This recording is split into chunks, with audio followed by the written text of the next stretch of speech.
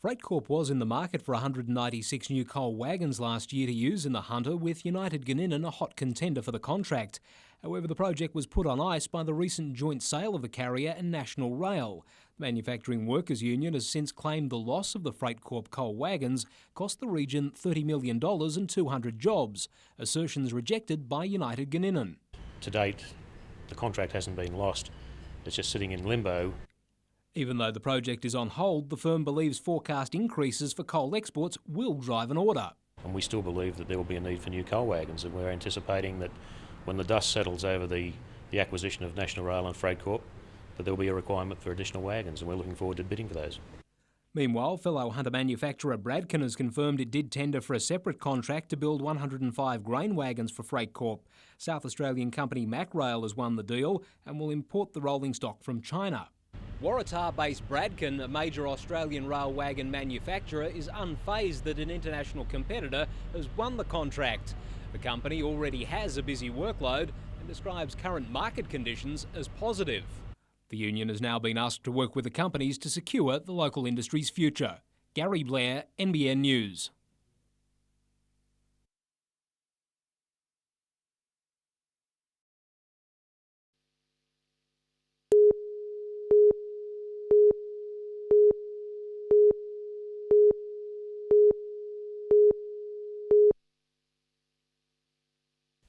Suburbs, once famous for their working-class roots, are now among some of the hottest parcels of land in Newcastle. Government home buyer grants, low interest rates and especially the closure of BHP has had a huge effect on the Newcastle real estate market. And the suburbs nearest to the former steelworks are experiencing the biggest boom. There's taken a lot of the pollution out of that area, and the homes in that area too have got a basic recipe of character, and they're nice streets, and yeah, it's kicked on. It's sort of a progression, I suppose, of your Cooks Hill now into those areas. Chairman of the Newcastle and Hunter Division of the Real Estate Institute, Darren Bender, says shrewd investors have bought cheaply in the areas and are now reaping the benefits, especially after renovations. The close proximity to cafe strips and the inner city is also proving to be an attractive combination for prospective buyers. He says the town is slowly but surely losing its reputation as a steel city. It is beautiful. I mean, we've got the cafes and that, of course. We've got a beautiful harbour, close to beaches and parks. It's a good lifestyle. Colin Robinson, NBN News.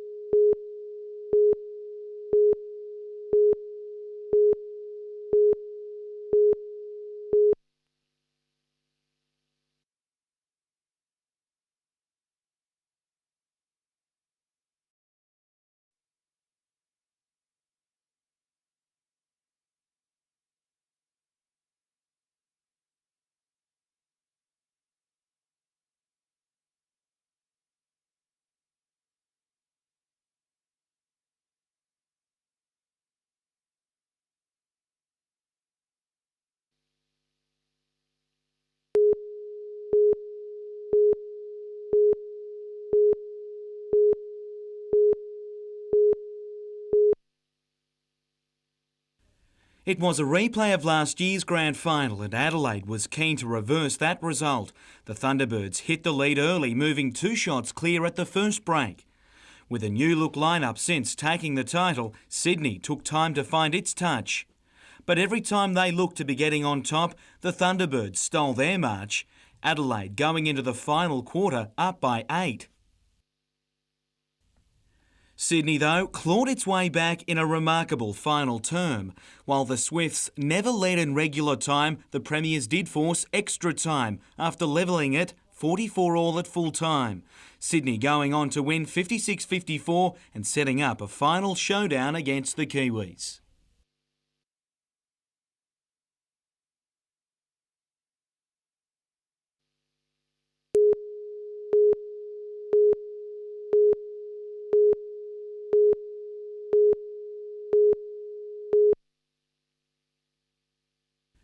Another picture-perfect day at Horizons drew another bumper crowd, but no matter how hard you looked, with just 4 shots separating 14 players, it was anyone's tournament at the start of the final round. Golfing great Jack Newton saw off the final groups as Judith Van Hagen had the most colourful of starts. The Dutch player picked up 3 strokes in quick time. With shots like this, it was easy to see how. With a tap-in birdie, she had moved to the lead, but there was plenty of movement at the top of the leaderboard. Spaniard sensation Paolo Marti had picked up 2 early shots and came inches close with this on the 6th. Playing partner Karen Pearce made no mistake, draining this on the same hole to draw level. The Queenslander actually moved into the outright lead when they turned halfway. But on the last, the same pair were back together again on 3 under, just a shot ahead of the best back in the clubhouse. Pearce found the green first, but still had plenty of golf just to save par. A monster putt would have scared most, but the Queenslander did enough. She fought on for 3 playoff holes before Marty sunk a birdie putt to win the title.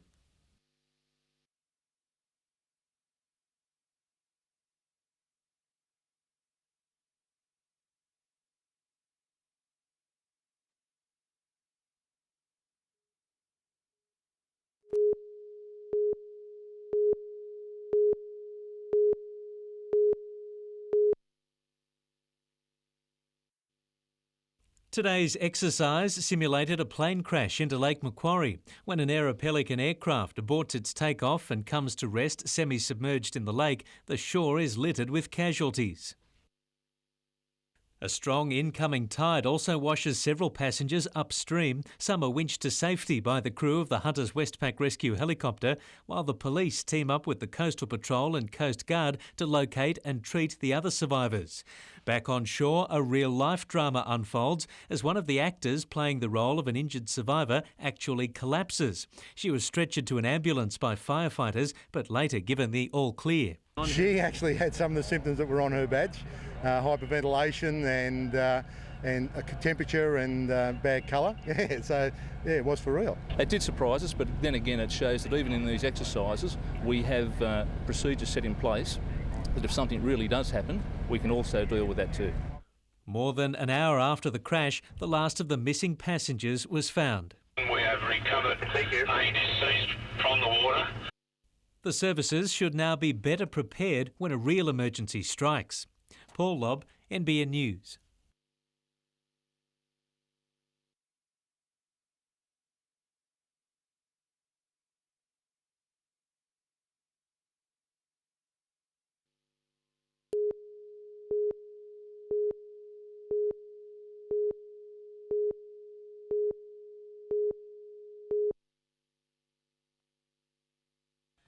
The Jack Newton Junior Development Program has had little trouble developing many of today's stars. The real trick is keeping up the funding to do so.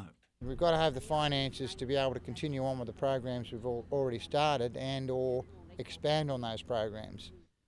One of those new ideas is to fund some of those who've come through the Foundation's ranks on a traineeship. The state government backing the idea with Minister of Sport and Recreation Maurice Yemmer handing over $49,000 today. It's about getting them to play golf. It's also about providing a career opportunity for those that want to pursue either sports administration in the golfing area or pursue a career in business. Belmont has made it theirs to develop talent. Nick Flanagan, the latest in a crop of quality juniors. Whether they all become great champions is immaterial. I think it's a terrific community service because it's a game you can play for the rest of your life.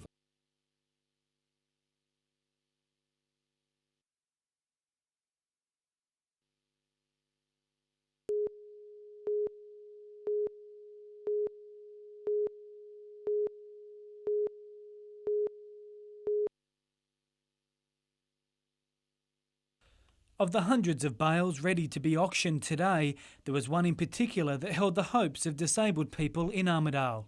Lot 1, all 240 fleeces of top quality superfine wool donated by hundreds of New England producers.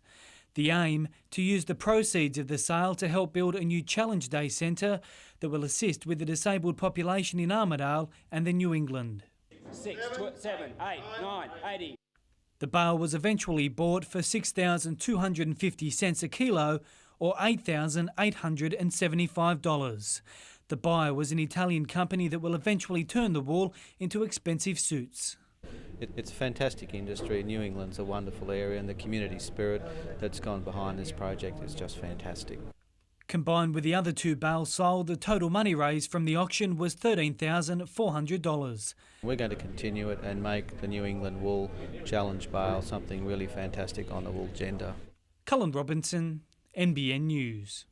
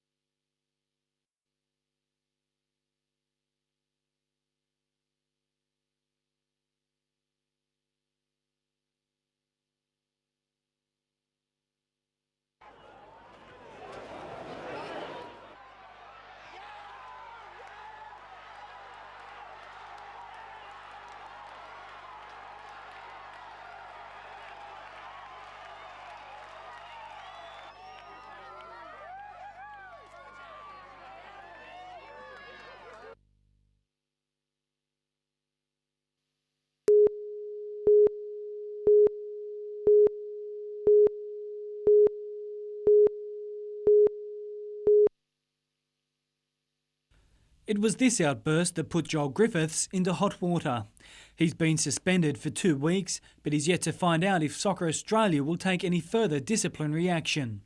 Daniel McBreen or Travis Dodd are frontrunners to take his place in the starting lineup against the Strikers this Friday night. Doddy actually did a good job for us up front against Auckland and caused them some problems, and he's similar to Joel in terms of with the pace and that, you know. United will have to be at its best to beat the Strikers, who thrashed Parramatta 4-1 at the weekend.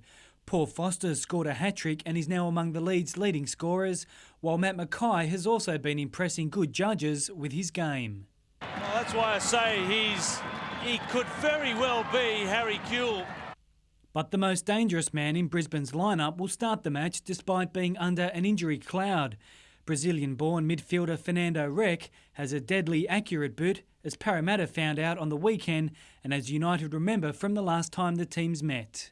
It was a bit to contain. I'm not sure if I think we had a slow start that game, and I think that they took advantage of it, as a good team does. I think if we worry too much about other teams, then we degenerate from what we're looking to do. Cullen Robinson, NBN News.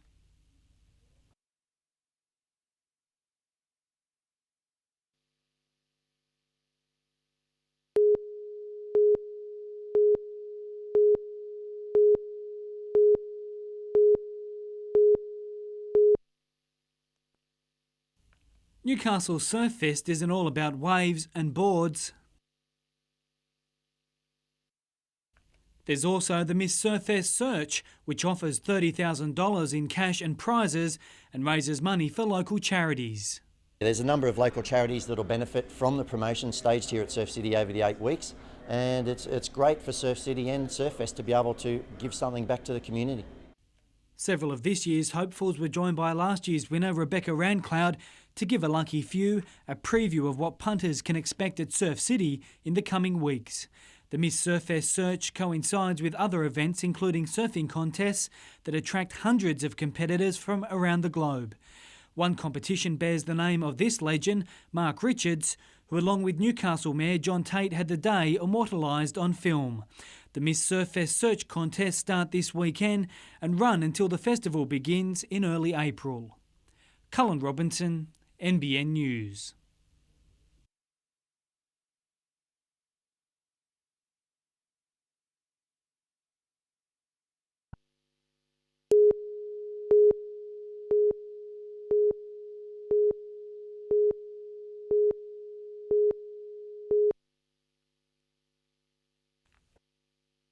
A stay in hospital can be a traumatic experience, especially for children, and that's where volunteers like Pixie and Joy come in. They spend countless hours with patients at the John Hunter Children's Hospital in the kids' playroom. We've been doing it, Pix and I, for 4 years now, and we have had great satisfaction out of what we can give to the children. It makes us in ourselves even happier. You know, you go home from here and you're happy and you think you haven't got a care in the world because these children are so wonderful. Their yellow outfits allow the children to distinguish between the volunteers and the doctors and nurses, so the children know they're not in for a painful injection or examination, but some fun. They're excellent. They do a great job and they help us out and they help the kids. The kids love them. Tomorrow is a chance to recognise the state's volunteers whose smiles and bubbles help ease the pain. Paul Lobb, NBN News.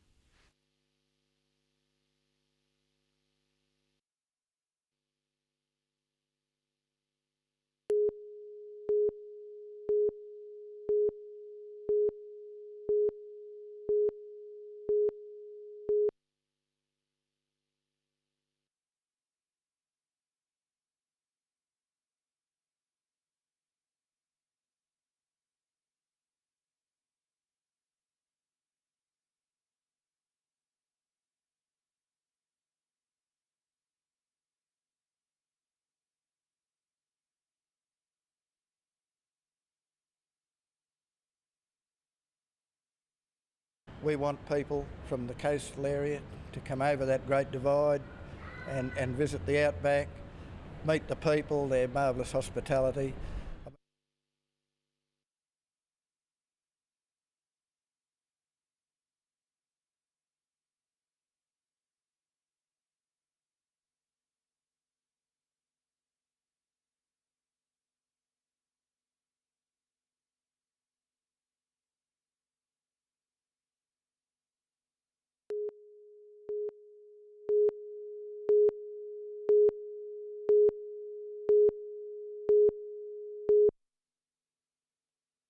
The high school students were deeply shaken by the accident.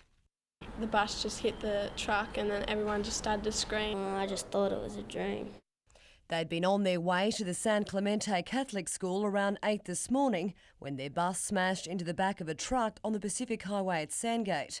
The impact forced that truck into another. Just when we crashed, I had to go onto the pole. If I didn't go onto the pole, I would have smashed through the windscreen. The crash brought peak hour traffic to a standstill. 20 students were taken to hospital suffering an array of strains, cuts and bruising, one a broken nose. Their parents are urging the state government to make seatbelts compulsory in school buses before a child is killed. It's proven they save lives, so why haven't our children got them on the way to school? It's like, are they less important than us? But the Department of Transport doesn't intend to take such action, claiming accidents are rare. In spite of today's crash occurring in an 80km/h zone, a government spokesperson argued that school buses travel in low-speed areas. But parents say the government is more concerned with avoiding the high cost of refitting buses than child safety. We're bombarded by the media as far as putting seatbelts on, the click-clack campaign, and serious fines. Why are bus companies exempt from these? We should have seatbelts, but I'm pretty sure kids wouldn't put them on. They just think it wasn't cool enough, I don't think. Vanessa Trezise, NBN News.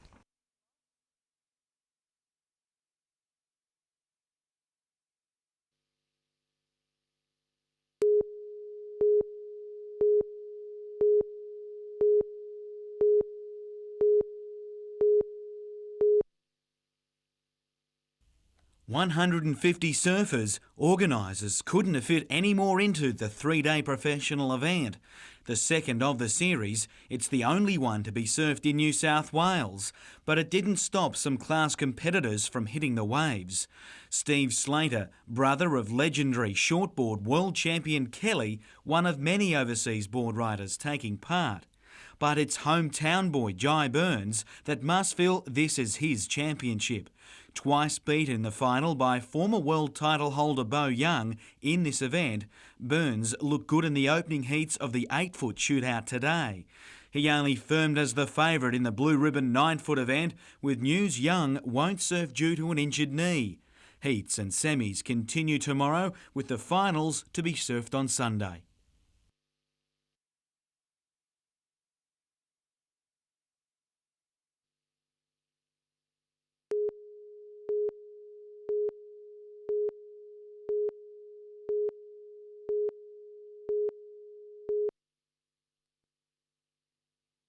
The coal ship Wallara is one of the icons of the East Coast. For 16 years, it's regularly steamed out of Newcastle Harbour, bound for the coal mines of Catherine Hill Bay, 33 kilometres to the south.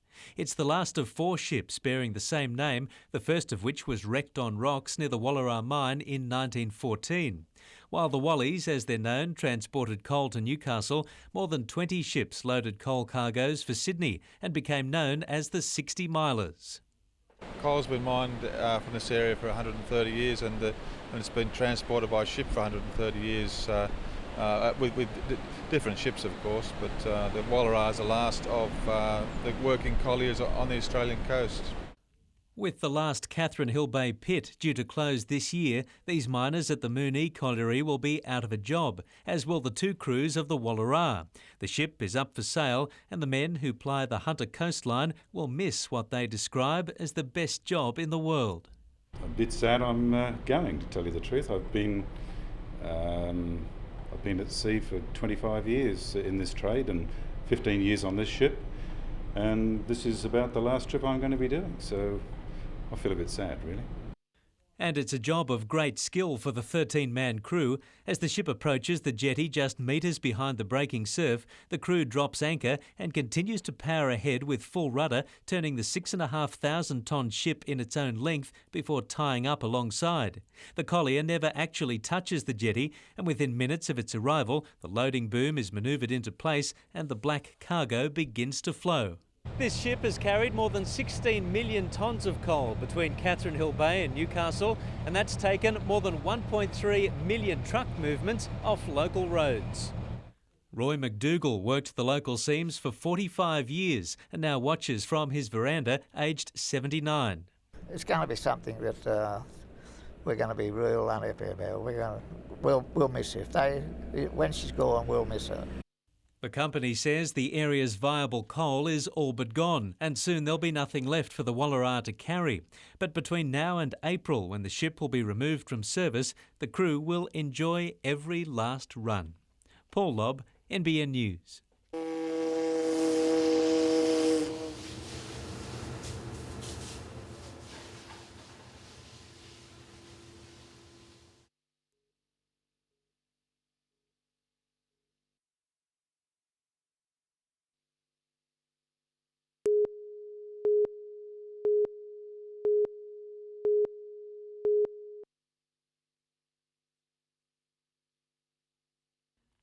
Starting with 177 players just 3 weeks ago in Wollongong, just 4 remain in the fight for the Australian Unity Masters title in Cessnock tonight. By the time the 4th quarter-final hit centre court, conditions were already hot, but no one expected the heat to get to number 2 seed Joseph Siriani.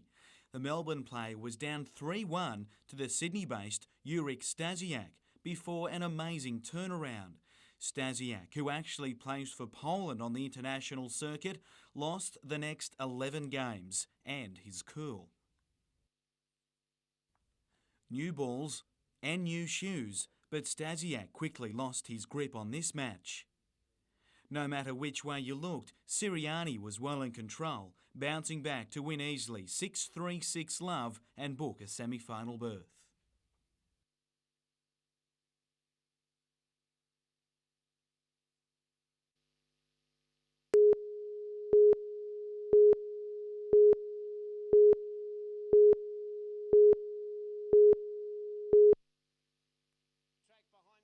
Under the Port Stephens Shire's new premier sporting fields lies tons of old household waste. Now the land above has been reborn as a field of sporting dreams. The $5.6 million King Park Sports Complex was officially opened today, and it's expected to provide the town with sports tourism dollars for years to come. We've got a lot of teams that, say, from up in the valley, like Muswellbrook, they come and play teams from up the coast. And if we've got the facilities, well, then we're going to get more and more of those. The redevelopment won't only provide the Shire with a way of attracting sporting teams from around the country, but will also give the Sportsmad Centre another top-class facility to play on.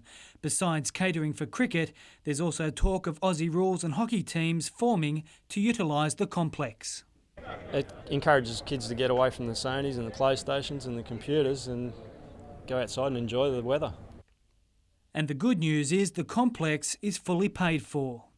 The funds that have been used to build this come from our waste management charges, and that's straight out of the bank. Also our revenue, so we've actually paid for this and we have no debt. Cullen Robinson, NBN News.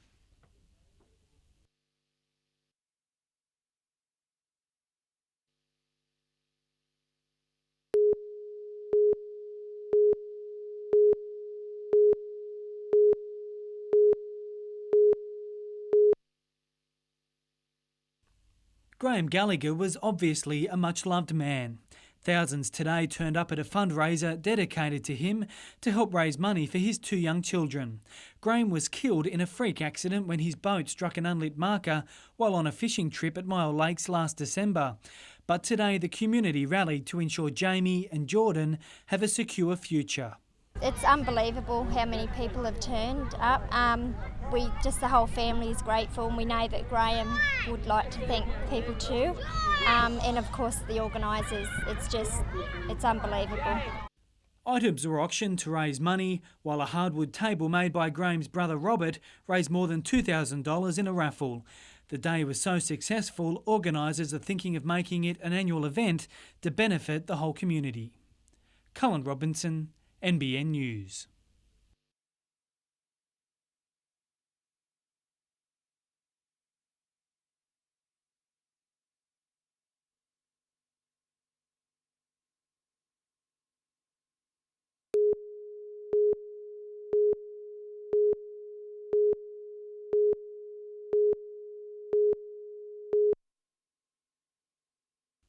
Finding the link between hot rods and dinghies may be a stretch, but today the generosity of a bunch of good-hearted revheads gave some excited sailors another means to get out on the water. The 2.3-metre access dinghy worth more than $3,000 was donated to Sailability by the Rickshaw Hot Rod and Custom Car Club. It's a great cause. They have a lot of fun in the boats. They need another boat, so we came to the party. Sailability provides sailing opportunities for people with disabilities, although different community and school groups often use the craft. The boats are easy to manoeuvre and almost impossible to capsize. They've also provided the likes of Wendy Evans with the chance to compete at the Australian titles in Canberra. Each year we try and look after someone, but this is one of the better causes we've been to, and the kids seem to have a great time in them, as you can see, and it's a wonderful cause. We can't do any better. Cullen Robinson, NBN News.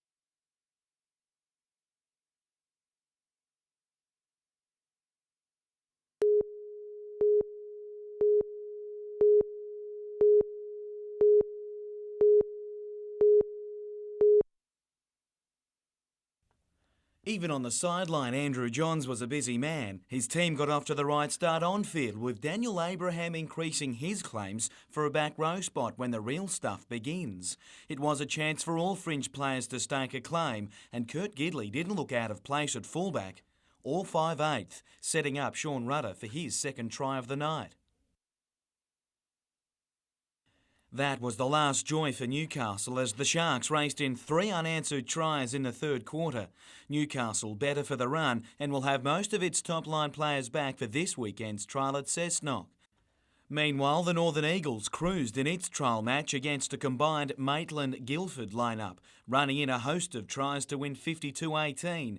Second rower Tony Jensen, one of many to score, but his night was ruined with a serious knee injury which now threatens his season. Jason Ferris, one of many Eagles to do well.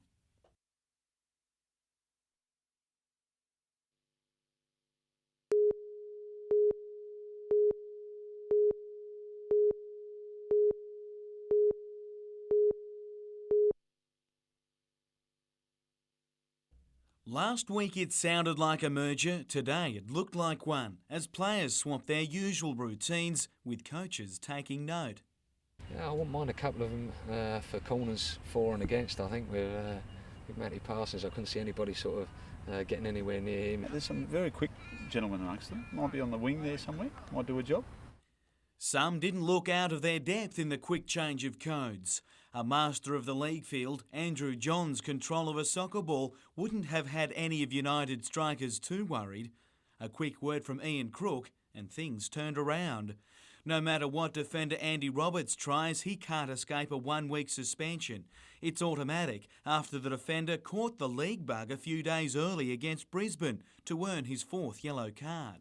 I don't know what was going through the mind there of Andy Roberts. With Roberts gone, Michael Prentice will get a start for the match against South Melbourne. Who come in against Parramatta and did a magnificent job, and I'm sure he can do the same again. Meanwhile, some of the injured players will be rested leading up to Friday's match. Bingers and Milan and that, I think it's important that we rest them a little bit. You know, they're not going to lose a lot of fitness between now and the end of the season. I think it's just important that we give them a bit of a break.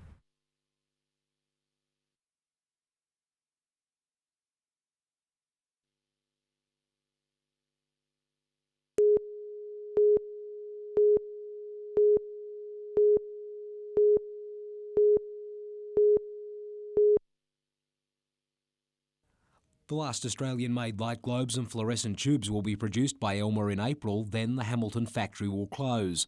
Today's think tank of federal and state MPs and Newcastle's Lord Mayor was called by the Australian Workers' Union to canvass possibilities to keep the doors open.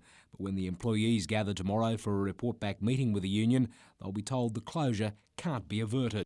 Mainly because Elmer haven't asked any state or federal governments to assist them. As the Elmer shutdown keeps the spotlight on the future of the region's manufacturing industry, think tank participants have agreed to continue meeting and focus on attracting job generation projects to the city. Newcastle-based Senator John Tierney believes manufacturing has to follow other industries and plan for the future. Some of the new information industries, in the knowledge-based industries and tourism and those sorts of areas. And we've got to find niches in manufacturing. The union has now made an appeal to Newcastle employers to carefully consider the Elmer workers when they're hiring new staff. Look past the age, look past the wrinkles and look at the skills and the quality. Gary Blair, NBN News.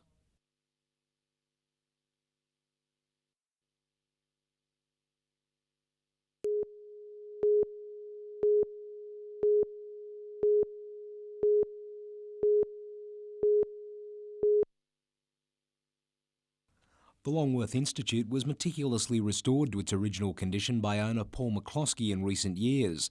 Now the Scott Street landmark is on the market with expressions of interest to close on Thursday. Commercial property investors nationwide have got an eye on the premises. We've had interest from interstate as well as within New South Wales and obviously local and Sydney interest as well.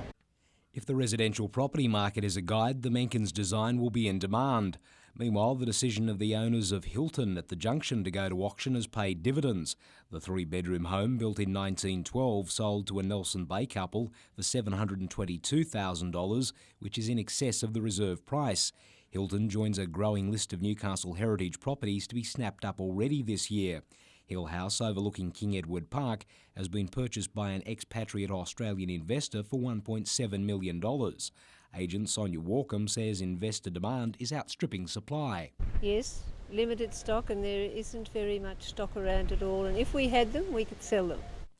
Gary Blair, NBN News.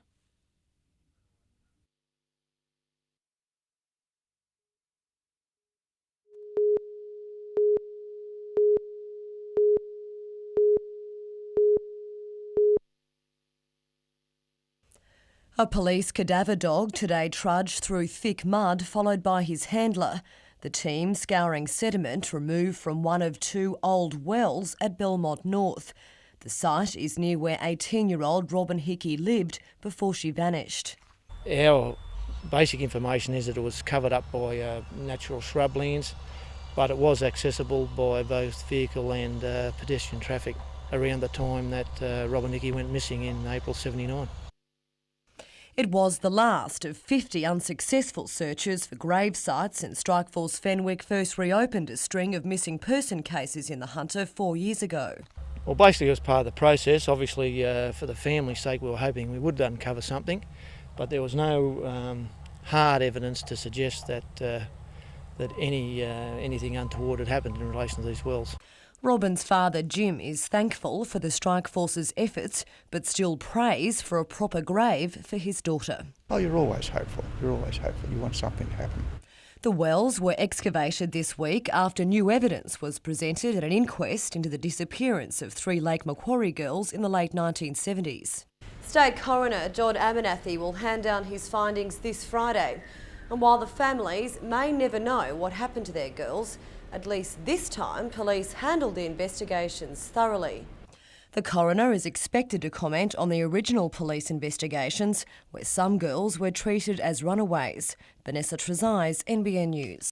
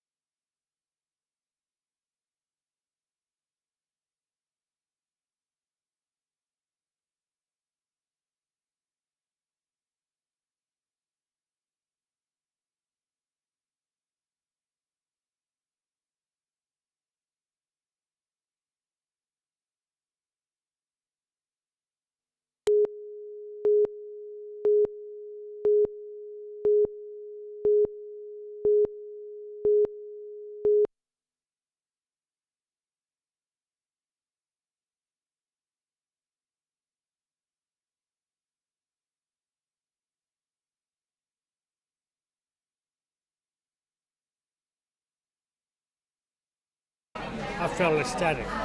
I'm still getting over it. Well, it's all going to the bank, and I'll be staying there for God knows how long, but I want to go overseas for holiday.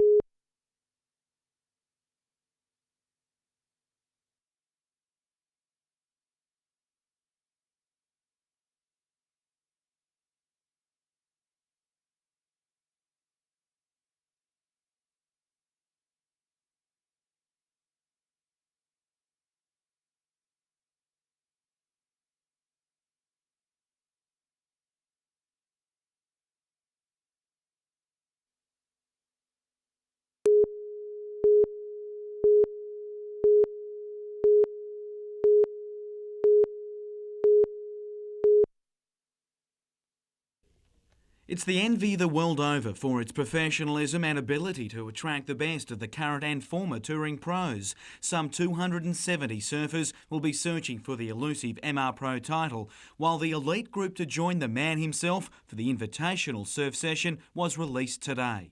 Wayne Lynch and Simon Anderson will join the likes of former world champs Sonny Garcia and Tom Carroll, while Mark Occhilupo and reigning world champ CJ Hobgood make up the 14 that will surf together on the final day. It seems Surfest, though, can do little more expanding in its current state, but grand plans are already on the board. Well, Wimbledon was the tennis, we want to make Newcastle the surfing. That's our aim. Maybe not drag in other sports, but drag in other events around it to give it, I think, a more universal appeal, more so than people that just want to watch the surfing. Sponsorship is the key, and the event's two main backers threw their weight behind making the event even bigger as well. I think the success that Surfest has been over the years will be one of the things that underpins the opportunity to grow a much larger event, which will, of course, encompass Surfest in its own unique way. We've been in Surfest for 7 years, we made a stand and we're here to stay. Surfest starts on April 3.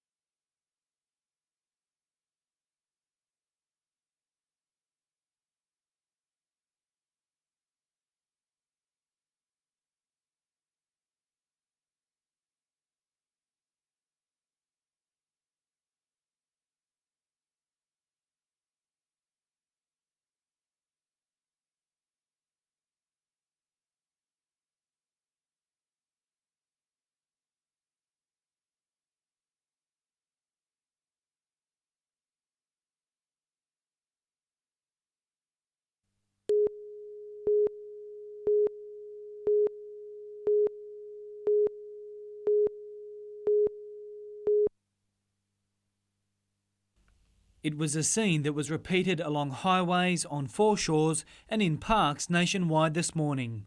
Along the freeway link road near Wall's End, brightly dressed volunteers filled garbage bags, the rubbish more than likely thoughtlessly thrown out of cars.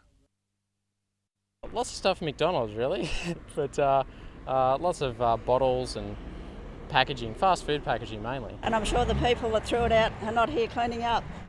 At Blue Gum Hills Regional Park near Minmai, more than 20 volunteers did their best to clear 20 tonnes of rubbish.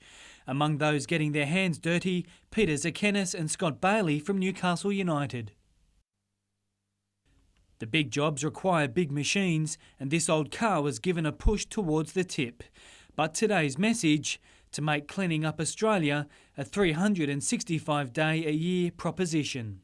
When I sailed around the world, the amount of rubbish that I saw in the Atlantic Ocean was just stunned me. I couldn't believe it.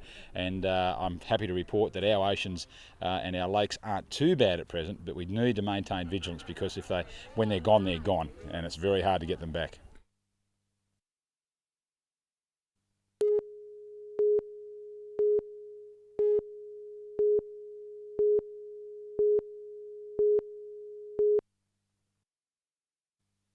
Ticket sales for the Newcastle show are down 15% according to the Show Association, but it has no regrets about the decision to break away from the Showman's Guild for rides and show bags. No, not at all. I mean, the committee is still rock solid on that decision. Events on the final day that proved popular with the crowd included the stunt cars and some old-fashioned cross-cut soaring. The Show Association says it succeeded in creating a relaxed atmosphere at this year's event. We're a little bit down, as to be expected under the current climate, but as I said before, we've achieved everything we wanted to achieve with the changes that we've made, and we're very happy on the path we've taken. Cullen Robinson, NBN News.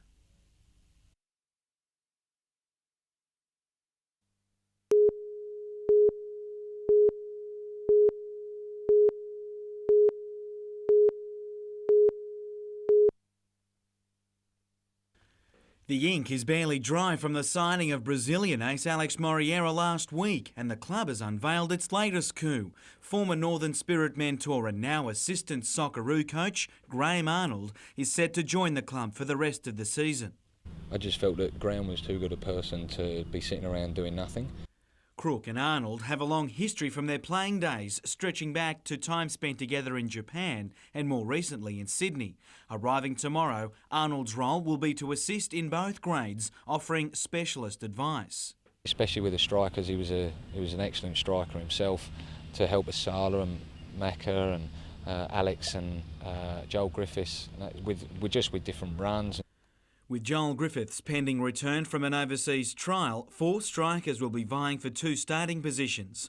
It's almost certain Moriera will run on, but as to who will join him isn't certain. We'll sit down, we'll have a chat with Joel, find out how he is, and then we'll make some decisions from there.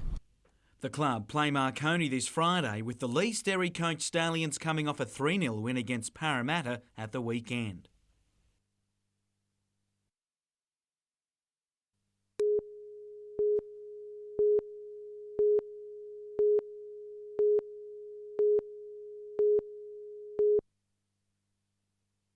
The venue is one of the best in the nation, which is handy when the best of Australia's harness racing fraternity are about to race on it. Add the fact they're competing for the country's most prestigious prize in the sport, and you've got Newcastle Harness Club's biggest ever night. This is going to be the biggest event in harness racing in this region, ever, and it's going to be wonderful. 4 heats of the Inter-Dominion will be run, and you couldn't get a better scenario heading into the second round. The Victorian champ Shaker Maker won its first round on Friday night, while its main rival, Courage Under Fire, who's won 2 Newcastle miles, took out his opening heat as well.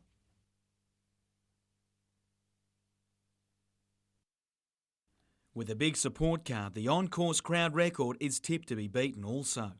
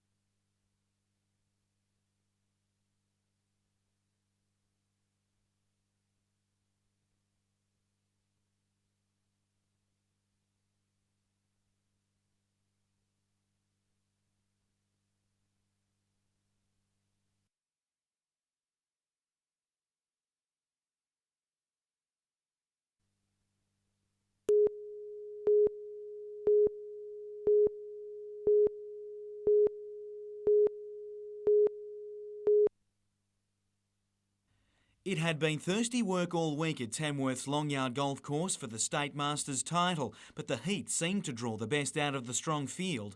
Newcastle's Lee McKechnie, one of the best, finishing the 72-hole tournament at 20 under. That forced a play-off with Steve Collins, who smashed a massive drive off the tee on the first extra hole and then followed it up with this near-perfect pitch.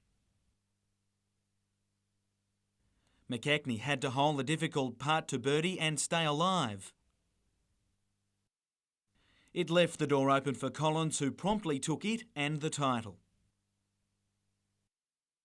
Yet another runner-up title for McKechnie. He was definitely the more solid all day. I made 6 or 7 birdies, some good putts. He was definitely more solid, so he probably deserved to win it. In Premier League lawn bowls, Wendell Gateshead handed Birrong its first defeat of the season and in doing so retained a share of equal third to be the best placed Hunter club after round 5.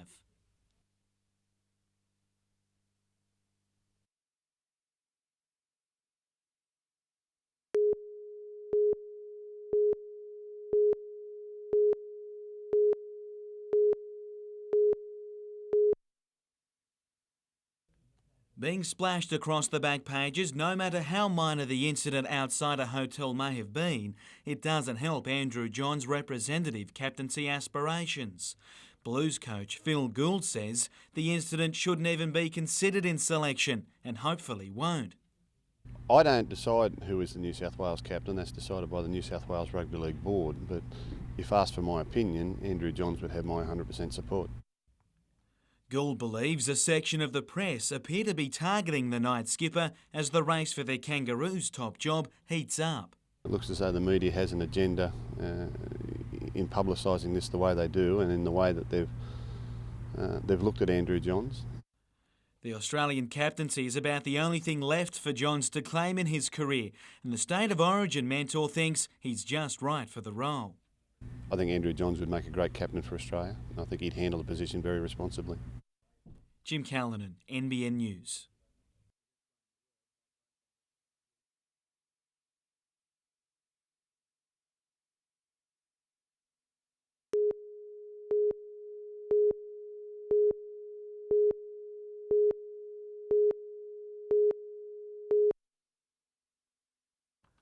The FA-18 Hornet has been responsible for the security of Australian airspace since the mid-1980s.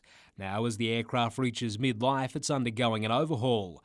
Today, senior personnel from the Australian Defence Force, the United States Navy and Hornet upgrade contractors gathered at Williamtown to begin Phase 2 of the job. The RAAF's 71 fighters are being fitted with the Raytheon APG-73 radar, which will provide a major leap forward in capability. The radar will give us a much greater range, and we're building in other capabilities to the aircraft now that will see it through to about 2015. The RAAF is the first international force to take delivery of the new Hornet radar. The introduction of the new technology will allow Australia to maintain joint operations with the United States. Rear Admiral Gib Godwin, the US Navy's Program Executive of Tactical Fighter Aircraft Programs, says it's important Australia maintains combat-ready Hornets. Since we don't go into combat situations anymore all by ourselves, and I'm speaking now as the U.S., that as we approach these situations, the interoperability piece of what we do becomes ever more important. The initial phase of the project to improve radios and electronic equipment will be completed in July. The latest radar technology will be installed by July next year. Gary Blair, NBN News.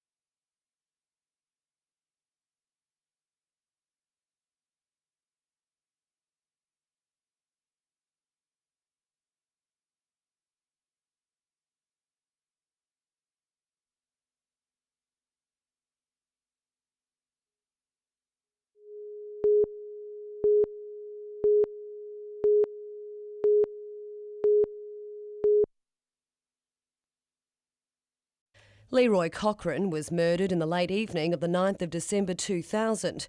31-year-old cafe owner Mark Daniel Kirkman was arrested the day after Leroy's body was found at the Talladunna Public Reserve near Weewar. The victim's family were today at Newcastle Supreme Court for the first day of his murder trial. Crown Prosecutor Peter Barnett told the court the accused believed the victim was involved in an assault on his brother, but he denies murdering him. Instead, Kirkman says his friend, Ricky O'Brien, is the killer. The court heard the pair entice Leroy into their car with the promise of cannabis, then drove to the deserted reserve. The Crown said the accused got out of the car and went to the rear of the vehicle. According to O'Brien, he heard sounds of struggling. He got out and saw the deceased lying on his back on the ground, and the accused was standing with a black handle in his hand. No knife. O'Brien then turned and ran. Kirkman's barrister told the court that he punched Leroy once in the face, who in response crash-tackled him to the ground, straddling him and hitting him about the head with his elbows. The accused claims he called out to O'Brien for help, but he says instead of just stopping the fight, he stabbed him twice in the back. Ricky O'Brien will give his version of events tomorrow. Vanessa Trezise, NBN News.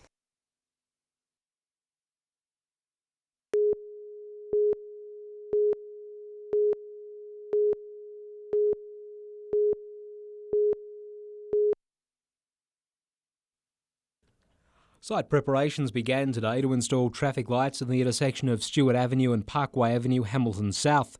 14 people have been injured in 16 accidents at the location over the past 5 years. The Roads and Traffic Authority is carrying out the work funded by the federal government's Roads Black Spot program after the traffic control signals were approved last year by Newcastle Council. Some local residents are opposed to the lights, concerned it will increase traffic flow along Parkway Avenue.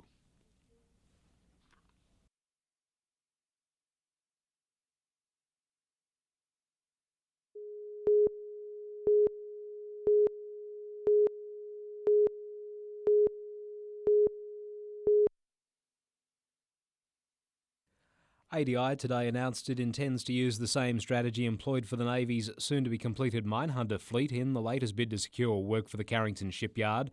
The patrol boats will be a variation of a Danish Navy design, which features an advanced composite hull. ADI believes the proposal will provide the Royal Australian Navy with an advantage over a steel-hulled craft because of cheaper maintenance and operating costs.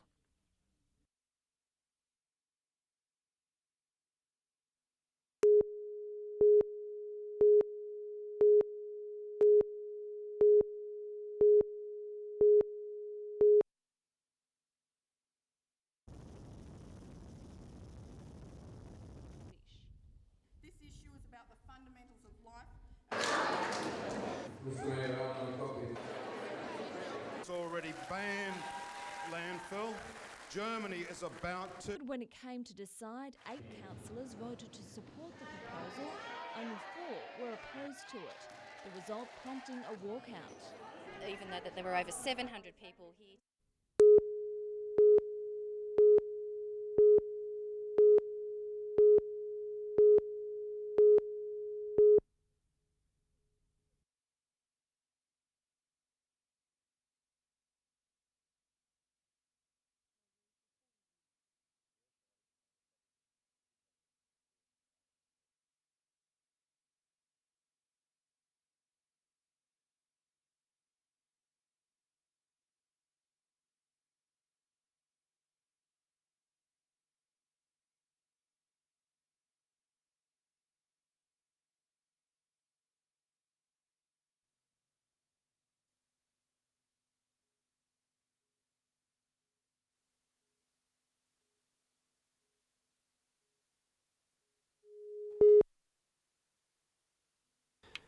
Sitting second on the NSL ladder, Ian Crook says there's a good reason why home games have been tough. We may be the victims of our own success to some extent, in that sides now coming here and defending, making it difficult. After all, if the side keeps drawing matches, a top 6 placing is secure, making the United coach happy with things just the way they are. They've not been bad results. No disrespect.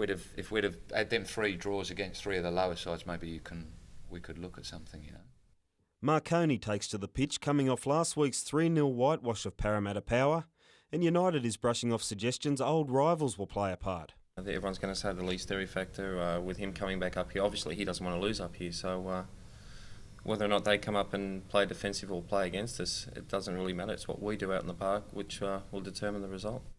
The team for Friday includes Joel Griffiths, but a decision on the team's strikers won't be made until he meets with the tribunal tomorrow night, answering to 2 red cards this season.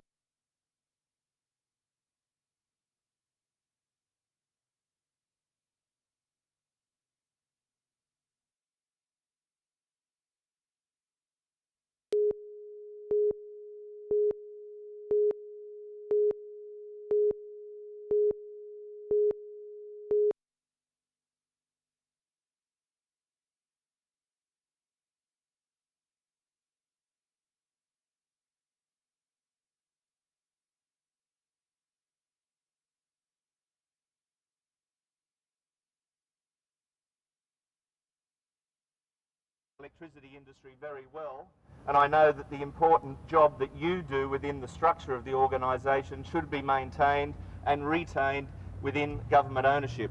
We hear the argument from Treasury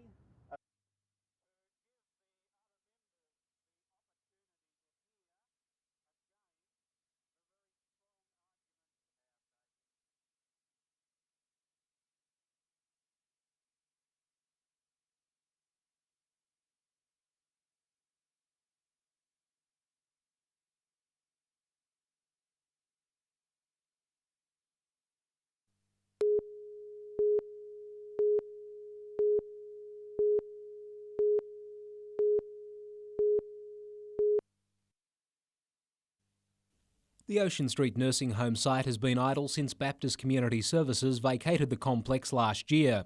Owners Hunter Health and Dudley residents have been talking in recent months about what should happen with the buildings and grounds. Well, the best solution would be to come back to the status quo, where we could have a high care unit in the original site and keep this lovely knoll open as it is now. It's understood the whole site could sell for about $4 million, money that would be reinvested into healthcare. But the knoll, the open space beside the nursing home, is the sticking point.